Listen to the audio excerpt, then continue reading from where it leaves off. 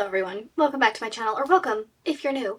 Today, I thought it'd be fun to do kind of like a little sit-down, chatty video about some of my reading plans for next year. Now, I know what you're thinking. It's October. Why am I thinking about my reading plans for next year? And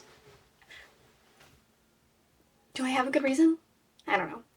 I don't know that I necessarily have a great reason, but I was reflecting on my reading from this year. And I was thinking, you know what? I've read a fair amount of classics, and I've been really enjoying them. And I was listening to the Books on Bound podcast last week. Love them, by the way. You should definitely check them out if you don't listen to their podcast already. And one of the hosts, Ariel, was talking about how classics have really just been like doing it for her this year, and that like they're classic for a reason, right? And that she really enjoys classics. It helps her kind of get out of the anxieties of the world today because you're put back in time and you know how things are going to go, how things will work out because it already happened, right? So anyway, I was pondering all of that and I was thinking to myself, I should make myself a classics TBR, if you will. This is not necessarily like every single classic that I want to get to next year, but just kind of like some that I've been thinking about for a while that I haven't read. So we're going to build this TBR together and then we'll make a fun little bullet journal spread for it. I'll show you an example. I do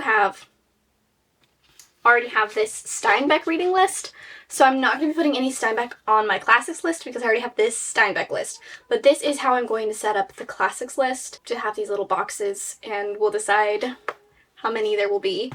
As far as the list itself, I thought of a few off the top of my head. I thought of 3 off the top of my head. And then I think it'd be fun to just kind of Google, like, classics you have to read before you die or something like that. And choose some from that list and then, you know, just go wherever the wind blows us. So the first book that I have is Wuthering Heights by Charlotte Bronte. It's by Charlotte, right? It's by Emily. Sorry, Emily. Not by Charlotte Bronte. By Emily Bronte. Maybe I'll have to add one by Charlotte on here too, just because I got that wrong. A Tale of Two Cities by Charles Dickens, and Don Quixote by Cervantes. Those are the 3 I thought of off the top of my head, which I know is kind of lame. That's not a huge list, but those are some good ones. So let's just Google, shall we? Classic books everyone should read. Let's see what Google gives us. Why did it just search classic books? I literally clicked everyone should read. Okay, classic books everyone should read. Okay. Let's see. 100 best classic books of all time. 1984. Read it. That is a great book. To Kill a Mockingbird. One of my all-time faves. Read it. I reread it at the beginning of this year. The Great Gatsby. I've read multiple times and I don't like it that much. Lord of the Flies. Oh, that's a good one. I should write that down. I've never read Lord of the Flies. Should I be telling you what these are about? Because that might be helpful for you. Lord of the Flies. Lord of the Flies, if I'm correct, let's see. Yes, it's about a stranded group of schoolboys and basically how they handle it. What they do about being stranded. It's by William Golding. Let's see. Pride and Prejudice. Another one of my faves. I definitely need to write down some more Jane Austens though, because I've only read Pride and Prejudice. So let's add Sense and Sensibility to this list. And then we can always add more. Sense and Sensibility, what is that one even about? Sense and Sensibility is about the Dashwood sisters, Eleanor and Marianne, who are forced to move into a modest cottage after their father's death leaves them in financial hardship. A lot of Jane Austen's books have the theme of home security, which I find very interesting. The Catcher in the Rye by J.D. Salinger. I have not read that. Should we add that? The Catcher in the Rye? Heard this book is pretty sad. I've never read any J.D. Salinger before. So this is about a 16-year-old boy. Through circumstances that tend to preclude adult secondhand description, he leaves... What? Through circumstances that tend to preclude adult secondhand description, he leaves his prep school in Pennsylvania and goes underground in New York City for 3 days. That sentence doesn't make a lot of sense to me. What does that mean? That tend to preclude adult secondhand description? Is anyone else confused by that? Am I just dumb? Anyway, okay, so he's in New York City for 3 days. The boy himself is at once too simple and too complex for us to make any final comment about him or his story. Jane Eyre. Jane Eyre's by Charlotte Bronte. I have no desire to read Jane Eyre though, because here's a fun fact about me. Why did I say it like that? Here's a fun fact about me.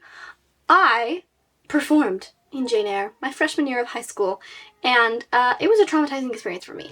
Not the performing. The performing was fine. I did theater all of high school, really enjoyed it. It was just all of the circumstances in my life during that time weren't great for me. There was a lot of things happening and a lot of very negative points in my life. So I just associate Jane Eyre so strongly with that because it's like not a happy story and it was not a good time. And yeah, I might never read that book because my freshman production of it ruined it for me. Next, Animal Farm, George Orwell. I read earlier this year, or last year? I might have, oh, you know what? No, I read it last year. I read it on Mother's Day last year. Because, I don't know, I think that was just the books I had checked out from the library, and because it was Mother's Day, my husband was like, how about you read for a while? And so, I read all of Animal Farm. It's a fantastic book. Little Women, I have read. That's a great one. Fahrenheit 451, I love that book, but I haven't read it since high school, so I actually am going to add it to the list because I would love to reread it, just because I haven't read it in a long time. Fahrenheit. Is that really how Fahrenheit is spelled? I guess so. I thought there was a G in it for some reason. Fahrenheit 451. So I would like to reread Fahrenheit 451 just because it's been a long time since I read it. I read it my senior year of high school. The Hobbit. Best book ever. Brave New World. Let's add that. Because I love classics, but I also really love classic dystopians. That is one of my favorite subgenres. What's this even about? I know something about rabbits. It's a searching vision of an unequal, technologically advanced future where humans are genetically bred, socially indoctrinated, and pharmaceutically anesthetized to passively uphold authoritarian ruling over order whose motto is community, identity, stability, all at the cost of our freedom, humanity, and perhaps our souls.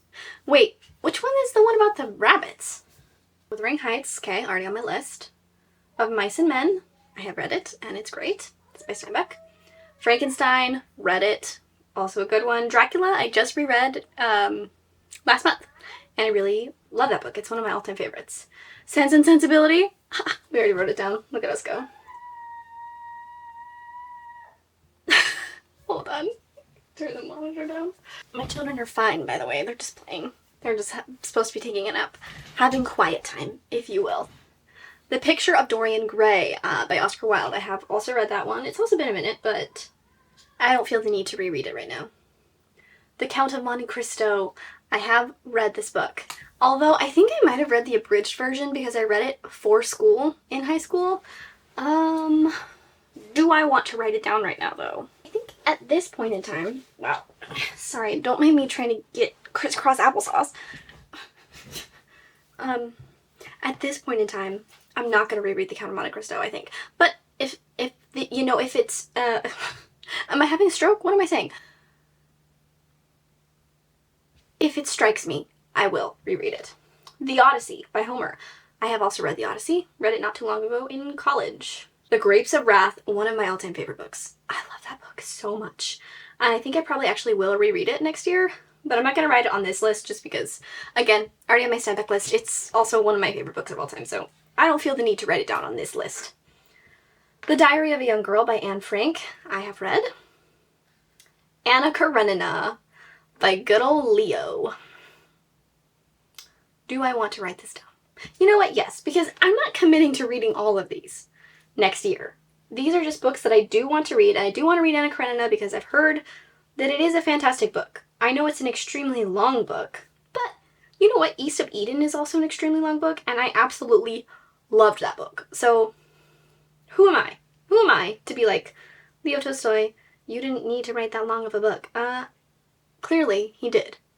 And clearly it worked. Good old Leo. Crime and Punishment. You know what? Yes. Let's write it down. Let's challenge ourselves. Crime and Punishment by, how do you say it?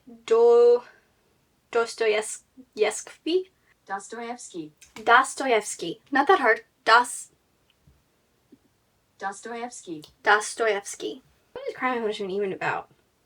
I mean, obviously, besides Crime and Punishment. The, like, people also ask, says, what is Crime and Punishment even about? Which I think is what I just said. Crime and Punishment follows the mental anguish and moral dilemmas of Rodion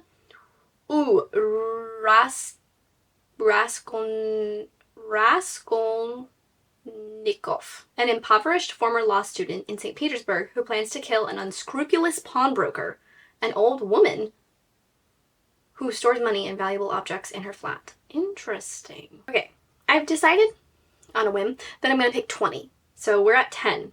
That was our 10th. So we've got 10 more to pick. The Adventures of Huckleberry Finn I have read and I enjoyed. Great Expectations by Charles Dickens. I'm not going to write down Great Expectations right now because I already have A Tale of Two Cities written down. And we'll see how we go after that. The Old Man and the Sea by Ernest Hemingway. Yeah, let's write it down. I've read some Hemingway. I've read some of his short stories in college, but not as much as I would have liked to. East of Eden by John Steinbeck. Fantastic book. I love that book. Romeo and Juliet. Good old Willie. I've read that. I've read that so many times. Lots and lots of times. War and Peace by Leo Tolstoy. Let's skip that one because we've already got Anna Karenina. And then if I really like that book, then we can move on to War and Peace. A Tale of Two Cities. Wrote that one down. The Secret Garden. I love that book. I reread that. I read it for the first time last year. The Little Prince. I have read. Emma by Jane Austen. Again, we already have Sense and Sensibility, so we'll move on. Gone with the Wind. Not in the mood for that one right now. Hamlet. I actually haven't read Hamlet, but do I want to put Shakespeare on this list? It's technically a classic. Nah. The Lion, the Witch, and the Wardrobe I have read a long time ago. A Christmas Carol by Charles Dickens I have read. The Scarlet Letter. Yeah, let's write that down. I've never read that. This is about a woman who is marked for adultery, right? About the Puritans. It's an interesting time in history, I'll tell you that much. Moby Dick by Herman Melville. I will write that down. I've never read Moby Dick. And I have been kind of slowly working on a project video since like last year. And I need to get back on it, and it has to do with reading classics. So, but Moby Dick is part of that project. So I should get back into that video so that I can actually get it out to you. The Outsiders by S.E. Hinton. That is a fantastic book. I'm going to write it down. I'm going to write it down because I should reread that. I have not read this book since I think I was in like 5th or 6th grade. And it's fantastic. I know it's fantastic. I have 5 selections left, but I kind of feel like these are all English classics. I think I want to get some translated classics on this list as well. I'm going to look up now. Best translated classics. Let's do that. Let's see. Penguin Books UK. The 20 must-read classics in translation. This one sounds interesting. The Invention of Morel by Adolfo Boy Casares. It's a classic of puzzle literature combining the fantastical with the burgeoning technology, where a man on an island is driven mad by mysterious people appearing, one of whom he falls in love with. It is one of those rare books that has spread beyond literature to influence the film The Last Year at Marienbad and the TV series Lost. Oh, I didn't even read that last sentence. That's interesting. Yeah, let's write that one down. The Narrow Road to the Deep North by Matsuo Basho, translated in Japan. This is, from Japan, 1694. In his perfectly crafted haiku poems, Basho described the natural world with great simplicity and delicacy of feeling. That sounds interesting to me. I do enjoy reading poetry, especially about nature. So, let's write that one down. Okay, Swan's Way by Proust has been on a lot of these lists. I have vaguely heard of it, so let's try it. Let's write it down. What is it even about? One of the preeminent novels of childhood, a sensitive boy's impressions of his family and neighbors all brought dazzlingly back, to life years later by The Taste of a Madeleine. Siddhartha? Said India, Siddhartha is the story of a young Brahm's search for the ultimate reality after meeting with the Buddha. That could be interesting. That's definitely a culture that I do not know a lot about, so that'd be fun to explore and read more. Chaka by Thomas Mofolo. The author manipulates events leading to Chaka's status as a great Zulu warrior, conqueror, and king to emphasize the classic tragedy's psychological themes of ambition and power, cruelty, and ultimate ruin. Okay, so we've got our list here of 20 books that I would like to read. So now, let's make a little bullet journal spread for them, and then next year, I will try to get to some of these books, and just in the years that follow, reading more and more classics. If there are any classics, by the way, that you want to recommend to me that you think I should put on this list or add to a list, let me know in the comments.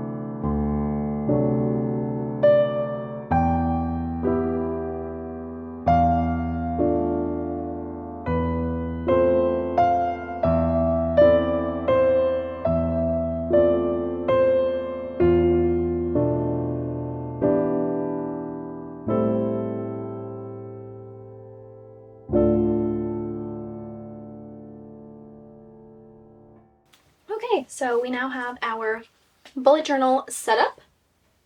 I decided to do it like this so there would be a little more room for the book titles because some of them are very long. Let me know if you want me to do a reading vlog of any of these books. Let me know what classics are your favorites, and I'll see you in the next one.